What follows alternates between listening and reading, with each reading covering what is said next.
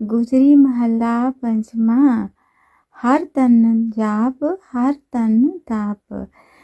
गुरु अर्जन देव जी महाराज फरमान करते हैं, हे मेरी माँ, नाम धन ही जाप है ते नाम धन ही मेरे वास्ते धूणियां दा तपाउणा है ते परमात्मा दा नाम ही हर तन भोजन खाया ते परमात्मा दा नाम ही मेरे लिए भोजन है ਅਤੇ ਇਹ ਭੋਜਨ ਮੈਨੂੰ ਚੰਗਾ ਲੱਗਦਾ ਹੈ।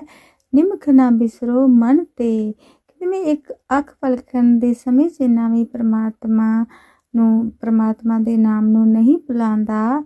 ਹਰ ਹਰ ਸਾਧ ਸੰਗਤ ਮੈਂ ਪਾਇਆ, ਅਤੇ ਇਹ ਜੋ ਪਰਮਾਤਮਾ ਦਾ ਨਾਮ ਹੈ ਇਹ ਮੈਨੂੰ ਸਾਧੂਆਂ ਦੀ ਸੰਗਤ ਵਿੱਚੋਂ ਲੱਭਾ ਹੈ। ਵਾਹਿਗੁਰੂ ਜੀ ਕਾ ਖਾਲਸਾ, ਵਾਹਿਗੁਰੂ ਜੀ ਕੀ ਫਤਿਹ। ਧੰਨ ਧੰਨ ਸਾਹਿਬ ਸ੍ਰੀ ਗੁਰੂ ਅਰਜਨ ਦੇਵ ਜੀ ਮਹਾਰਾਜ ਰਹਿਮਤ ਕਰਨ, ਬਖਸ਼ਿਸ਼ ਕਰਨ, ਚੜ੍ਹਦੀ ਕਲਾ ਬਖਸ਼ਣ। ਵਾਹਿਗੁਰੂ ਜੀ।